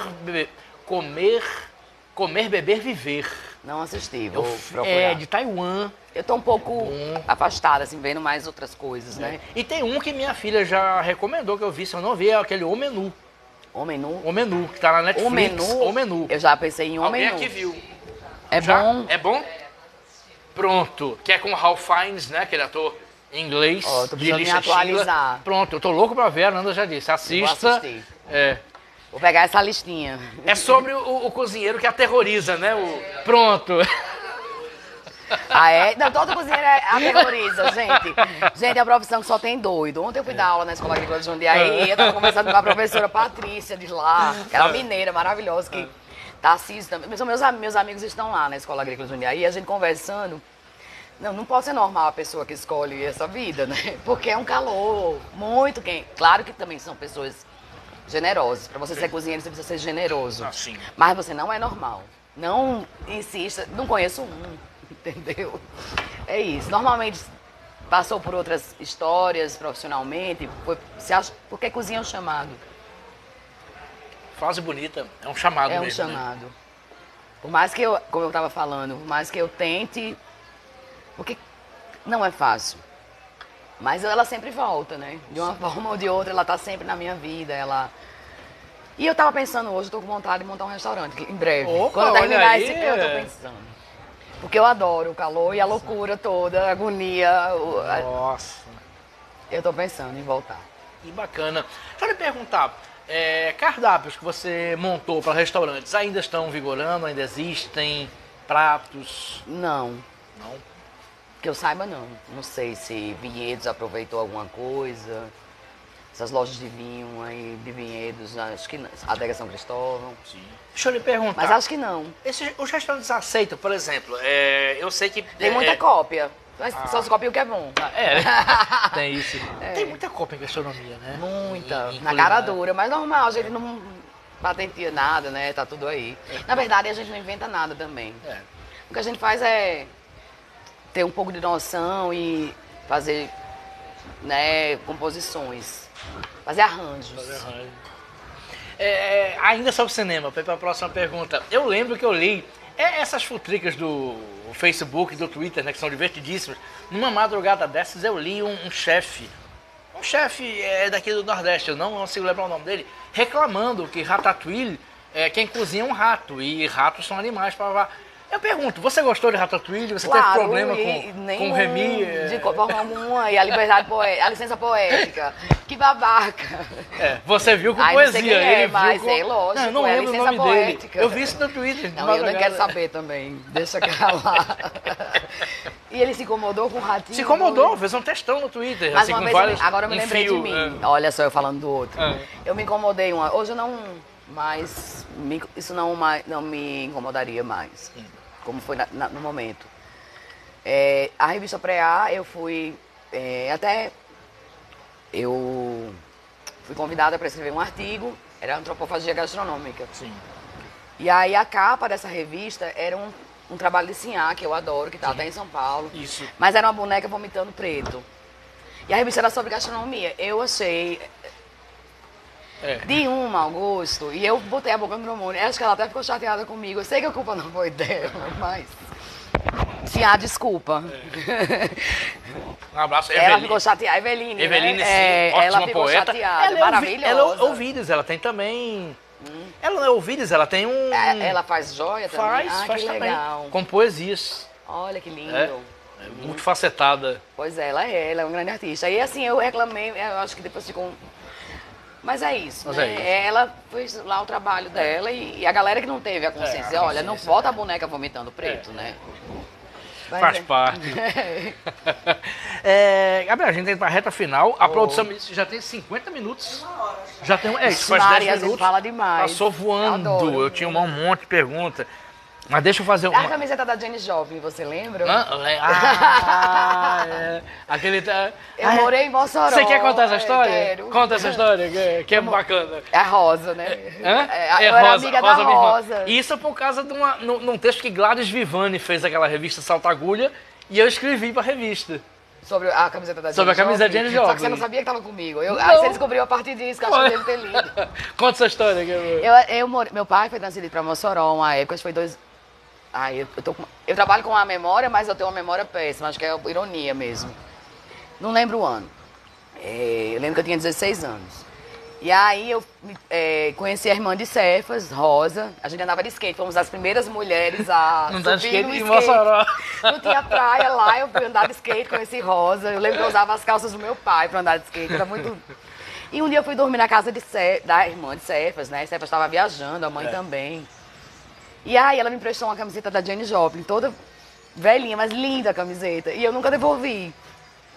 Aí um dia eu lendo um texto de Cefas, eu disse, a camiseta tá...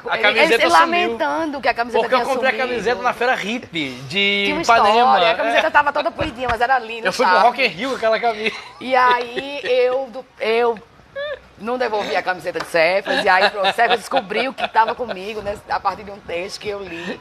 Eu sou leitora dele também. E a gente não se conheceu naquela época. A gente se conheceu porque, depois. Porque a gente tem... Acho que a camiseta de Jenny Joplin nos aproximou. Isso, a gente tem um gap de idade. Eu era amiga de Rosa. Eu trabalhava na Gazeta do Oeste, não parava de trabalhar e fazia viagem pelo interior. Eu fiquei pouco tempo. E você... Eu fiquei pouco tempo, foram 8 meses de Mossoró só. Aí essa história é Minha ótima. Minha mãe não aguentou, não gostou. Eu adorava Mossoró. Ela não aguentou Mossoró. O frio de Mossoró? Ela não gostava de Mossoró de jeito nenhum. Eu adoro Mossoró. Aliás, eu acho Mossoró vibrante. Eu tenho uma relação pulsante, eu tenho uma relação boa. Nossa. E vários amigos. Fiz muitos amigos lá também, até hoje. Nossa. Eu sou da época da Ofensiva Lilás, de Thelma, Maguinho. Nossa. Amarildo, essa turma. Isso. Bem mais velha que... Quer dizer, não vou falar isso, né, meus amigos. Mas eu era uma boy, né? Uma boy metida. Já me envolvi aí com uma política. Queria me envolver já com Se você e Rosa iam para o Festival Lilás, mas vocês iam eu com e 16 Rosa. anos. A gente se achava, menores de idade. Tudo menor de idade.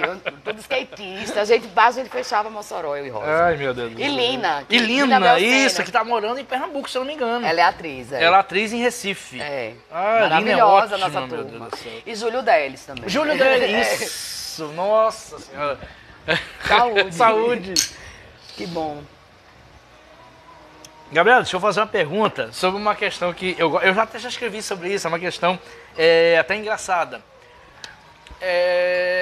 Gabriela, hoje a gente percebe nas redes sociais, principalmente no Instagram, existe até o termo restaurante instagramável, ou seja, comida instagramável. A experiência que eu vivia, eu sou dos anos 80, 90, eu comecei em restaurante dos anos 90, morei em São Paulo. A experiência que a gente vivia de juntar os amigos, de pedir um prato, papapá, e ninguém ter nem máquina fotográfica, ninguém andar com máquina Kodak. Os melhores momentos não são... Exatamente, se transformou em algo de, peraí, ninguém mexe na comida, para bater foto. Né? Pronto, qual é a sua opinião sobre isso? Como é que você vê isso do restaurante instagramável, da comida instagramável, do próprio chefe ou garçom que vai lá fazer uma pantomima, tipo o Salt Joke? Pronto, qual é a sua opinião sobre isso? Ostentação, eu acho futilidade. Não, a gastronomização, ela trouxe esses problemas, né? E não só também, a própria internet, as redes sociais, eu acho que o nome instagramável já é... Você não vai lá para viver uma experiência, você vai para postar, né? Então é aquele restaurante todo de plástico. Um cenário para você postar e dizer assim, eu sou melhor do que você porque eu estou aqui. Porque eu estou comendo a comida desse chefe. Eu posso pagar que às vezes nem é uma comida boa. Gente, eu fui já a restaurantes muito bons e também a comida do mercado às vezes é muito melhor do que a comida do chefe famoso, tá? Tem isso, né? Aquele vinho que caríssimo, é bom. Mas existem outros também acessíveis que também são bons e tal. E eu acho esse negócio de harmonização... Tudo isso é uma besteira, a harmonização é seu momento. Porque eu já tomei o mesmo vinho em 2 momentos diferentes e, entendeu? Num momento foi maravilhoso e no outro foi péssimo, porque o momento era ruim. Nossa. Então eu acho que é uma questão de emoção. De emoção, A gastronomia tá ligada à emoção. E essa besteira de instagramável, isso é tudo uma besteira, né? As pessoas estão... Os valores hoje são... É tudo muito... o Bauman lá. Tempos líquidos. Né? Tudo muito... Tem um chefe turco... Nada se aprofunda, né? Nada é profundo, nada é... tudo pra é mim, líquido. Olha, sabe o que é ostentar pra mim? É você ir pra Amazônia, mandar aula de canoa, entende? Isso pra mim é legal pra caramba, sabe? Sabe o que eu achei maravilhoso? Ontem eu fui pra Escola Agrícola Jundiaí e ganhei uma caixa com os produtos feitos pelos alunos, filhos dos agricultores, queijo de cabra. Nossa. Pra mim isso deve maravilhoso. Ser gostoso, feito artesanalmente. Tem emoção, tá tudo muito frio. A gente se perdeu. E achar o caminho de volta. Ler o Krenak, Ideias para Adiar o Fim do Mundo. Sim. Pois é, vamos ver como é. A gente cai e a gente vai, né? Vamos só tentar amortecer a queda. Porque realmente, Gabriela, é um exagero. Tem aquele chefe turco, que eu não consigo lembrar o nome. O que? Não, aquele é o Salt Joke. Sim, Tem um chefe turco, ele só olha pra câmera e vai cortando... Eu sempre acho que ele vai cortar o dedo. Mas eu também fazia e isso, porque na aparece... verdade... Você fazia isso? Não, na câmera não. Porque às vezes você tem que falar com alguém. A gente Sim. cria... Isso é normal. Mas ele fica sorrindo. Ele tá fazendo a performance, né? Cortando tudo. Mas isso é o normal da gente, porque a gente... Sim. A faca é a extensão do braço. É por isso que ele não corta o dedo. Isso, a gente faz assim, ó. Tem uma técnica. Cadê aqui? Deixa eu pegar aqui. Pronto, aqui é o ingrediente. Tá. E esse movimento aqui eu tô olhando pra você, isso não é nenhuma coisa do outro mundo, por favor. Ele quer dizer que ele é bom. Mas ele posta como se fosse uma coisa de outro mundo. Nunca posta, não. Ou seja, ele posta cortando cebola, assim. De babaca. E tem 1 milhão de visualizações. Claro, o povo adora isso. É show, né? É o show. Então, assim, a gastronomização trouxe esse tipo de problema. E o que você acha, Gabriela? Eu sei que em algumas circunstâncias isso tem uma lógica. Mas o que você acha daqueles pratos que são terminados na mesa justamente para ter a filmagem, aí leva o queijo, efeito, né? O efeito. Piromania, pirofagia. Do fogo ali, né? Do que maçarico. Eu acho que você maçarico acha? deixa qualquer comida ruim. Pronto, Entendeu? O maçarico não funciona. Eu gosto de forno mesmo. Eu também não entendeu? gosto. Pra gratinar é forno. Ainda bem que você... Não, eu sou uma moda antiga. Eu uso, sim. Eu acho que tecnologia veio pra ajudar a gente. Sim. Por exemplo, se eu tenho um processador, eu não vou usar um ralador pra fazer um bolo de cenoura. Não vou ralar cenoura no ralador. A tecnologia tá aí pra ajudar a gente. Forno combinado é maravilhoso. Pra cozinhar pra muita gente, a gente precisa de um forno combinado. Mas tem coisas que, sinceramente, são muito... Se bem que o maçarico não é nem tecnologia. É amostrar... Ser amostrado mesmo. Porque a comida vai ficar com gosto queimado, horrível, né? Assim, não, fica não feio, não ajuda a esquentar nada. Eu não gosto desses... Aquele antigo contato do chefe, porque eu lembro, tanto tinha em filmes, mas também na vida real, claro, já aconteceu. Por exemplo, do chefe perguntar na mesa, gostaram do prato? Eu fazia isso, porque esse contato é importante. Isso, porque a gente, além... as pessoas, elas querem conversar também com o cozinheiro. Né? Eu acho isso importante. Às vezes querem elogiar, querem fazer uma observação. E é importante, é o mise-en-scène que a gente chama. Tá. A gente faz o mise-en-place dentro, né, antes do trabalho começar, cortando tudo lá, e depois a gente sai, quando termina o... Sim. Quando a gente já encaminhou tudo, para passar nas mesas, né, perguntar. Faz parte, porque é uma construção de relação. De relação. Igual a mulher barqueira, que ela saía lá pra saber, e aí, tudo bem, o menino tá grande, não sei o quê. A gente acaba criando isso. É uma relação de afeto também. Eu lembro, Gabriela, que... Mas, assim, e a gente também adora aplauso, lógico. Porque a gente faz o trabalho e a gente quer, isso é importante. Agora, essa questão mesmo hoje da gastronomia ser esse circo, isso eu não acho legal. Não, é banalização. Falando de experiência oposta, em São Paulo, cada vez mais eu comecei para restaurar. Toda viagem para São Paulo, que eu ia bastante, a pandemia que atrapalhou um pouco. Assim, eu sempre comecei eu adoro o Bexiga, o Bexiga Bela Vista. Eu amo. Coisa boa. Nossa, então eu comecei cada vez mais sair daqueles restaurantes de Pinheiros, Vila Madalena e ir para o Bexiga. Eu tive uma experiência maravilhosa uma vez no Bexiga, eu não consigo lembrar do nome. Parecido com o Capuano, que fechou, mas não é o Capuano. Que eu tava com família, tava 7 pessoas, ou seja, uma trupe grande, e a gente entrou, e os garçons, a gente olhando o cardápio, os garçons chamaram o dono. Aí veio aquele senhorzinho, já deve ter morrido, essa história antiga, aquele senhorzinho olhou, aí eu perguntei assim, bem modesto, eu falei, eu tô vendo aqui um polpetone, papai, peraí. 1, 2, 3, 4, 5, 6, 7. Essas crianças comem muito ou pouco? Aí eu gosto de brincar também. Eu falei, essa aqui, minha filha, né, come muito. Essa come igual um bode. Essa aqui come mais ou menos. Ele, peraí. O prato dá R$110. Então ele fez R$110 para... calculando. Sim. E chegou o prato à medida exata. Exato. Então, perfeito. Assim, isso é o contato humano, né? Isso. Gabriela, é o contato direto do saber. O nome restaurante quer dizer o quê? Restaurar. Isso. As pessoas vão ao restaurante para buscar conforto. Olha que exemplo. Então, eu não quero ir para o restaurante para ter um cara quase pulando lá, tocando fogo na minha comida. Não, eu quero comida boa, que me dê conforto. E quero ser bem recebida. Então, para mim, isso é um exemplo. E o cara que fez a ficha técnica ali, né? Não, ele fez a leitura, assim. Eu acho que ele deve ter pensado, essa come, esse não come. Esse tem problema. Fez a leitura perfeita. E ainda teve vinho da casa, aquele vinho que você não sabe nem. Olha aí, né? E que geralmente é perfeito, porque o momento é bom. Então é isso. Tudo é frescura, gente. Gastronomização é frescura. Entendeu? O importante é a gente estar com gente que gosta da gente. E que a gente gosta também. Exatamente. Aí vai ser o melhor vinho. Pode ser o vinho barato. Não pode ser aquele também não, doce. Também não precisa. Não. Mas pode ser um vinho. Não precisa ser vinagre, normal, né? Não precisa ser Padre Cícero também. O resto é besteira. Estamos com quanto tempo? Raquel Lucena, dá tempo de fazer mais umas 17 perguntas? Dá? Então traz mais uma cerveja, Ricardo. Ricardo Nelson, por gentileza. Eu adorei esse formato aqui. É bom, e né? o Zé, deixa a gente à vontade, formato do boteco. Deixa eu fazer uma curiosidade minha. Qual o seu prato preferido e qual o prato que você não come de jeito nenhum? Eu gosto de peixada, muqueca, caldeirada, eu gosto tudo do mar. Adoro ostra fresca pra mim. E assim, sentir a salinidade, né? Porque quando eu provo a ostra, tem todo um... Gosto muito gosto de frutos do mar, eu adoro polvo.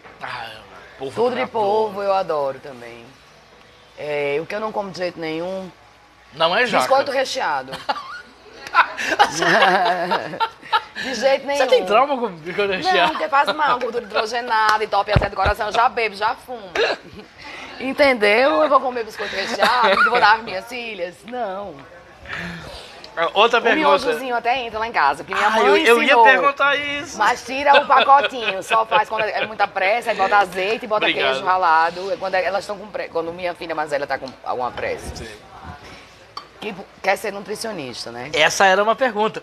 Porque eu lembro que a Folha de São Paulo uma vez pegou uns chefes, Alex Atala, outros chefes mais antigos, e assim, o que é que o chefe faz quando tá em casa? Aí eu disse, ovo frito com pão. A gente come coisa simples. Compre. Olha, Pronto. mas assim, né? Claro que a gente quer agradar a família também, já que a gente cozinha pra fora. Mas quando eu chegava, na verdade, quando eu saía da cozinha, eu tinha vontade de beber uma cerveja. Pra baixar a adrenalina. É muita adrenalina. De um restaurante mesmo pipocando, você tá ali soltando o prato, comandando nas mãos, montando, é doideira. E às vezes eu não comia quase nada, assim, comia de manhã. Mas normalmente é isso, é um sanduíche. O cozinheiro, ele se alimenta mal. Tem isso, né, Gabriela? Se alimenta mal. E assim, muitos... não é uma profissão, é muito insalubre. Então acaba... normalmente a gente não come o que existe no restaurante. Sim, Existe tem restaurante que é mais bacana e faz um cardápio legal, assim, Eu cansei de comprar coisa do meu bolso pra alimentar a equipe, porque tem um lugar que é filho da puta, vou falar essa palavra mesmo. Claro, pode falar. E que explora as pessoas e que acham que as pessoas merecem comer salsicha todo dia. Né? Eu não como salsicha, então... E aí, se eu posso comer uma coisa diferente, a minha equipe tem que comer algo também diferente. Quem trabalha comigo sabe. Mas existe o glamour, né, Gabriela, que... 1%. O cozinheiro, já que é cozinheiro, já que está no restaurante, ele vai jantar carbonara, ele vai jantar uma vieira gratinada. Ele não vai jantar isso, é claro. Não dá nem tempo de jantar.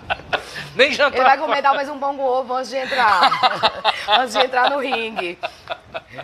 Não tem glamour, né? Não tem nenhum. É panela, fogo, calor. Calor, cicatrizes. Cozinha Nossa. São cicatrizes? Cicatrizes? Muitas. Pensei que você ia mostrar. Não, aqui, ó. Tem aqui também. Queimaduras. Peraí. É porque eu tô com essa roupa. Nossa. Por isso que o cozinheiro tatuou o braço. Nossa. A gente tem muitas cicatrizes. Pior que é. Nossa. Aqui, ó. Se bem que elas estão sumindo, porque eu não tô mais nativa, né? Mas ali, ó, já explodiu coisa na minha mão. Eu ter queimadura de 2º grau. Nossa. Já explodiu o lance de chantilly, aquele negócio de chantilly. Eu fiquei com a cara toda inchada. Que isso? E teve uma confeiteira que morreu, assim. Depois eu vi. Como assim? Morreu com chantilly? Porque tem muita pressão. Tem um gás ali. Aí o chantilly explodiu. Explodiu, A gente não devia nem estar rindo, mas é que é muito eu quase muito morri, foi no bizarro. café, lá, um café com arte, que eu tava começando. Foi lá no café com arte? Quase morri lá, quando o negócio de chantilly voou. Cara, chega a voei, assim, foi punk. Então, hoje eu dou risada. E aí, uma amiga minha que é sacana ainda tirou uma foto, né? Outro dia ela... Gabi, olha a lembrança aqui, ó, daquele dia. Bote num TBT qualquer dia. Nossa, minha cara inchada, Deus me livre. Meu Deus do céu. Uma chefe canadense morreu. Um chantilly. O chantilly, o gás. É um explosivo.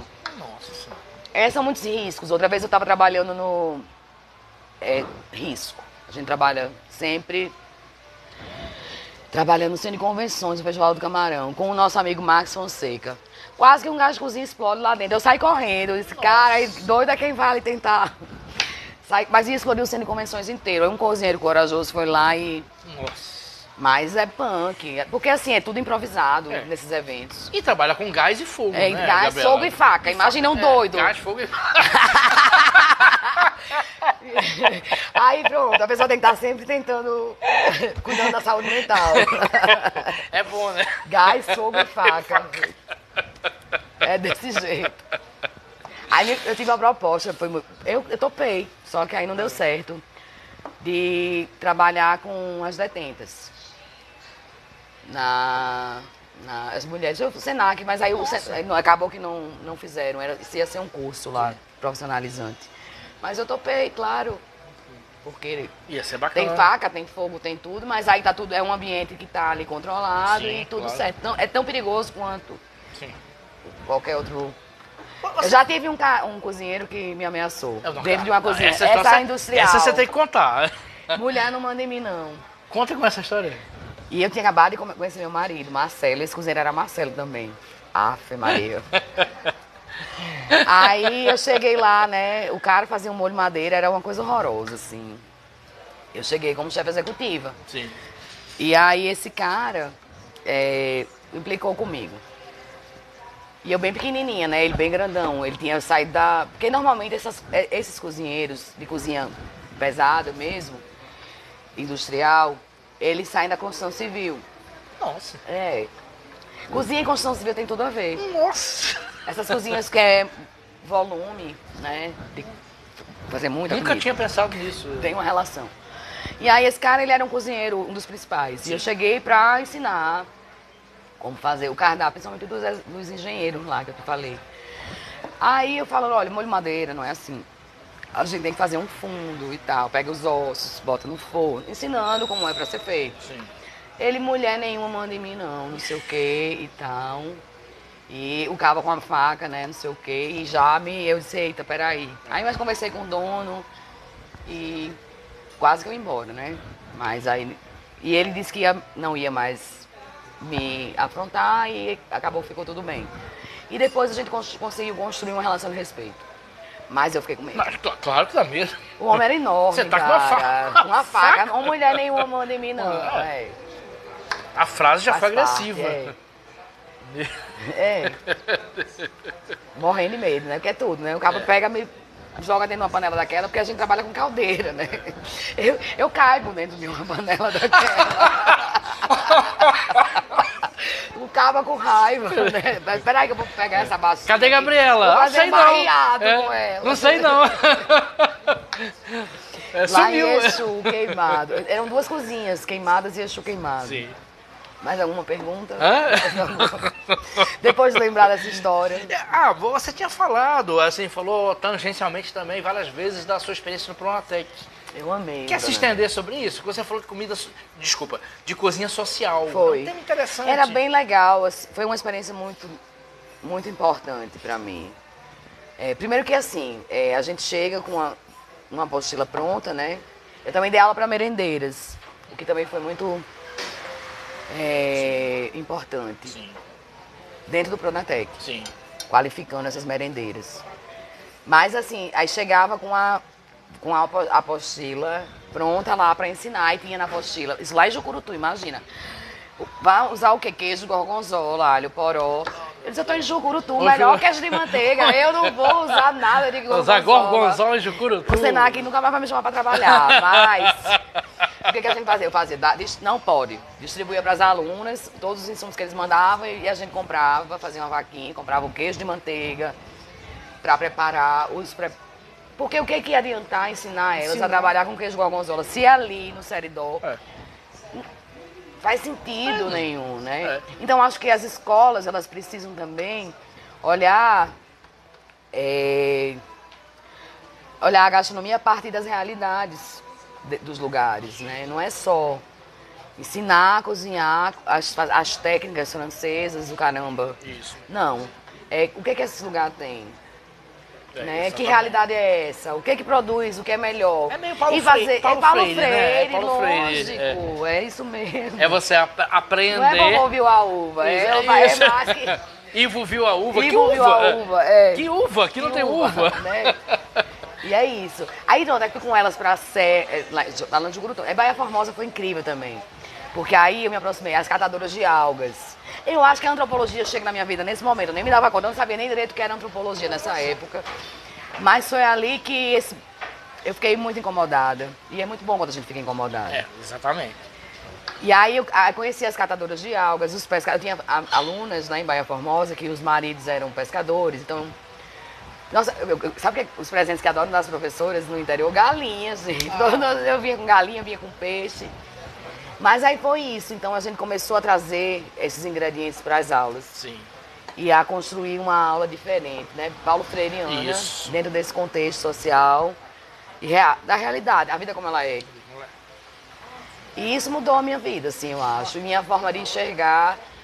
Eu não sinto mais falta de fazer alta gastronomia. De cozinhar pra... Olha, teve um jantar que eu fui fazer, que a prisão do cara tinha acabado de ser decretada, ele estava abrindo vinho de R$4.000, recebendo dono de jornal, recebendo políticos do Navy Paul. Entende?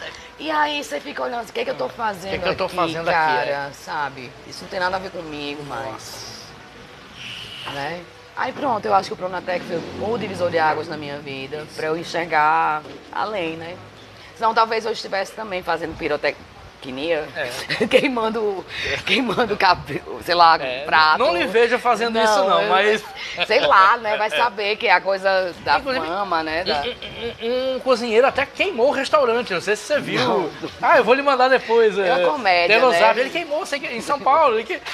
Ele ia fazer aquele churrasco que você faz na frente, que joga o óleo, aí joga o óleo em cima da carne, sim. Aí começou a pegar fogo demais, pegou fogo na toalha da mesa. Nossa, raclé. Aí acionou o sistema de incêndio. Acabou com a noite de todo mundo. Sem noção, né? Aí ontem, então, foi muito especial, porque eu adoro ir lá na Escola Agrícola de Jundiaí, porque eu tô trabalhando com filhos de agricultores, a maioria. É diferente de aluno de escola particular, sim, de faculdade particular, né? E aí, o que eu via muito nas nas universidades particulares é que não se vê gastronomia brasileira. É uma pincelada, assim, por cima, né? E aí, o que a gente tem que ensinar é técnica francesa, cozinha mediterrânea, são as obrigatórias, né? E eu acho que esse modelo precisa mudar, né? Então a gente fez ontem caldeirada e pirão. Porque é muito bom, é a realidade deles também, porque eles conhecem, isso faz parte da memória gustativa de muitos. E se forem abrir um restaurante, a gente está formando cozinheiros, gente. A gente está formando pessoas que vão trabalhar com formação de gosto também. Exatamente. Né? Gabriela, existe não vou dizer um preconceito, 1h30 já de programa? Eu vou bater o Irã Barreto. A equipe aqui Eu vou bater o Irã Barreto. Vou para as últimas perguntas aqui, que o papo tá bom. E continua o papo depois. Isso, depois aqui bebendo. Um monte de gente legal aqui, bacana. Lindo aqui. Vai ser bacana demais aqui. Eita, ó o chefe Welder, chefe Flávia Grossman. Muita gente bacana aqui. Os chefes chegando, os amigos da cozinha. Aí, que bacana. Assim, existe até música sobre isso, existe meme, existe piada, existe não vamos ver preconceito a palavra, um glamour de que certas comidas são eleitas como melhores que outras. Por exemplo, foie gras, caviar, essas são comidas boas, mas a ginga, tapioca, comida de... não é. Terceira. Como é que você construiu isso? Isso foi uma construção cultural? Você que estuda antropologia? É uma construção cultural. Por que caviar é bom? Por que foie gras é bom? Porque é status. Porque é status. Né? Porque é caro, então olha, eu como caviar, então eu sou melhor do que você. Isso, eu tenho dinheiro. Né? Agora, vem cá, caviar tudo bem, até que é fresquinho. Agora, foie gras aqui, no calor que a gente vive. Que é fígado de ganso, uma cafonice, né? E um ganso que sofre muito, Sofre né? muito, ainda tem isso. No todo o processo. É uma cafonice. Você vive foie gras no calor de Natal, no calor do Nordeste. Eu acho. É muito melhor comer ginga. Como também o salmão, as pessoas também têm uma ilusão. Salmão, porque salmão que vem pra cá, primeiramente, não é salmão selvagem.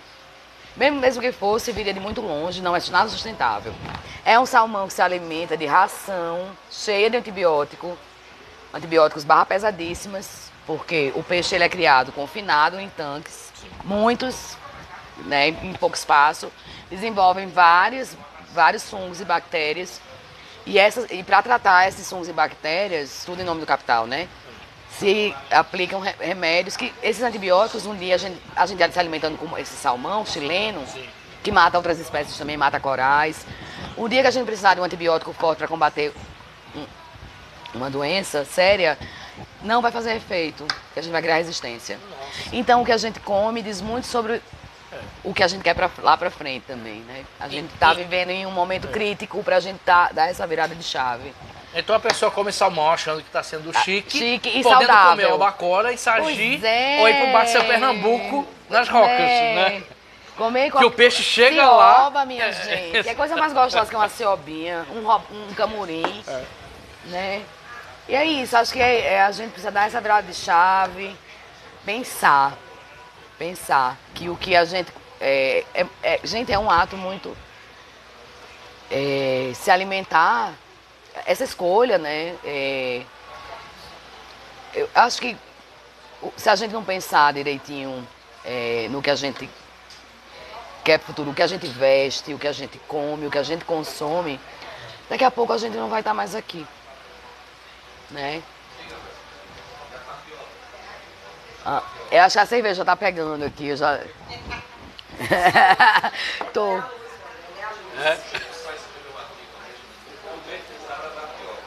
Gourmetizaram a tapioca. Eu gourmetizei a tapioca, gente.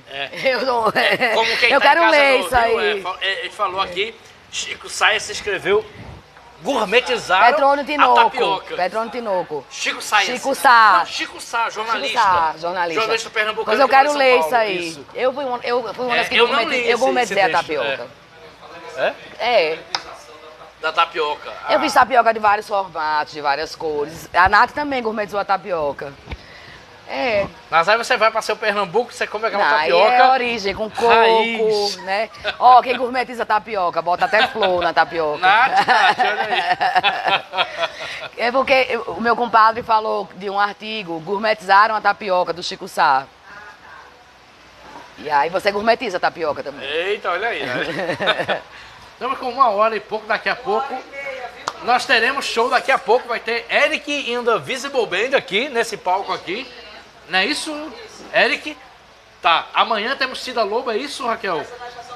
Na Estação Cordel, Cida Lobo e Edinho. E uma alegria aqui, mais de 1 hora com Gabriela Salles. Gabriela, amei. foi maravilhosa a entrevista. Obrigado.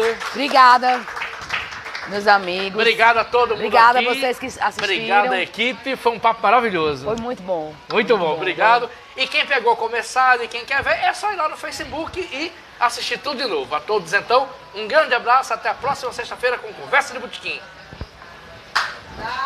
Foi bom.